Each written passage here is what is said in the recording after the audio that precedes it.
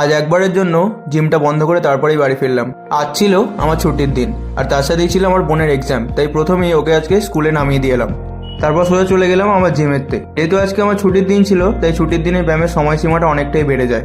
সাধারণত জিমেতে ব্যায়াম করার ভিডিও আমি দিতেই পারি না বললেই চলে, কারণ আজ অন্য দিনের তুলনায় জিমটা অনেক ফাঁকাই ছিল। এক গাদা ভিড়ভাট্টার মধ্যে যদি তুমি ফোনটা বের করে ভিডিও করতে শুরু করে দাও, তাহলে লোকে প্রশংসার থেকে বেশি খিল্লিটাই বেশি করবে। আমিও এখানে ব্যায়াম করতেই যাই, তাই সবসময় ভিডিও দেওয়াটা পসিবল হয় না। এটাই আমার কাছে এমন একটা জায়গা যেখানে আমি যতক্ষণ থাকি ততক্ষণ আমার মনে কোনো টেনশন, কোনো রকম ডিপ্রেশন, কোনো কিছুই কাজ করে না। আর যারা আমার ভিডিও দেখো তাদেরকে প্রত্যেককে আমি সাজেস্ট করবো, তারা অবশ্যই দিনে একটু হলেও ব্যায়াম করার চেষ্টা করো। তারপর আজকে টানা 3 ঘন্টা ব্যায়াম করার পর বসে বসে কিছুক্ষণ গান শুনছিলাম। আর আজ যতদিন জিমে ভর্তি হয়েছি, তারপর এই প্রথমবার হয়তো টানা 3.5 ঘন্টা একইভাবে ব্যায়াম করে গেছি।